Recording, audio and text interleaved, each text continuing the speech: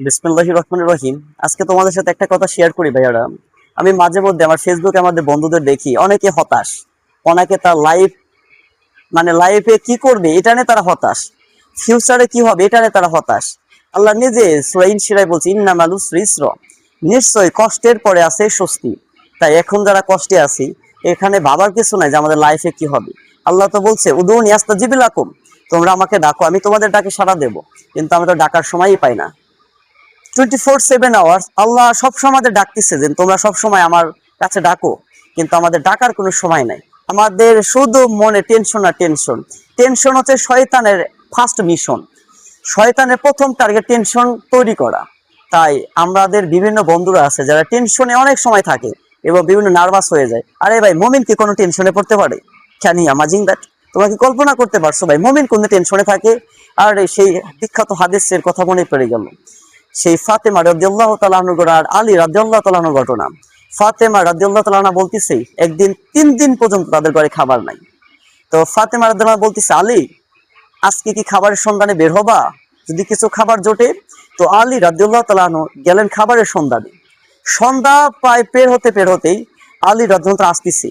তো এমন সময় ফাতেমা রাদিয়াল্লাহু ঘরের থেকে উঁকি মেরে দেখলেন যে হ্যাঁ আলী আসতেছে, এখন আর পর্দা নষ্ট হবে না। তখন তিনি বের হয়ে বললেন, আলী আজকেও তোমার হাত খালি, তোর মনটা বেজার কেন? তো ফাতেমা রাদিয়াল্লাহু হাসতেছে আর নাচতেছে আর দুলতেছে, বলতেছে, আরে আলী, দুই অবস্থায় তো আল্লাহ আমাদের সাথে আছে। যদি আমাদের মন খারাপ থাকে আমরা ধৈর্য ধারণ করবো আল্লাহর কাছে, আর আমাদের যদি মন খুশি থাকে তো আমরা আল্লাহকে শুকরিয়া আদায় করবো। এটাই তো মুমিনের পার্থক্য, এটাই তো মুমিন আর মুনাফিকের পার্থক্য, এটাই তো মুমিন আর ইহুদিদের পার্থক্য, এটাই তো মুমিন আর নাস্তিকের পার্থক্য। মুমিন কখনো হতাশ হতে পারে না, মুমিন কখনো ডিসঅ্যাপয়েন্টেড হতে পারে না। মুমিন don't lose hope, always focus on your god, always depended on your god. কখনো সে হতাশ হবে না, কখনো সে কষ্টে থাকবে না, কারণ মোমেন জানে হতাশার পরেই আছে সুখ। ইন্নামাল উসরি ইসরা, নিশ্চয়ই কষ্টের পরে আছে স্বস্তি।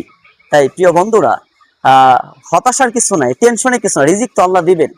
যে আল্লাহ জীবন দিছে 50 বছর আগে, 50,000 বছর আগে, সে আল্লাহ আমাদের জন্য রিজিক লিখে রাখছে। তাই রিজিক নিয়ে কোনো টেনশন নাই, আল্লাহ উত্তম রিজিক আমাদেরকে খেলাবে যদি আমরা পাখির মতো নিষ্পাপ হতে পারি।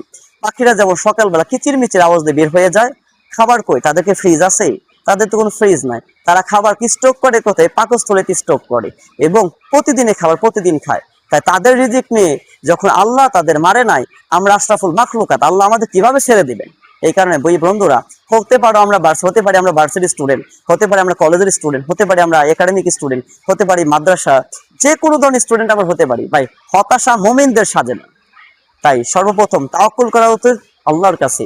নিশ্চয়ই আল্লাহ আমাদের সাথে আছেন, নিশ্চয়ই আল্লাহ আমাদের উত্তম পথ দেখাবেন, নিশ্চয়ই আল্লাহ আমাদের সারা বিশ্ব ভ্রমণ করাবেন ইনশাআল্লাহ। Thank you so much.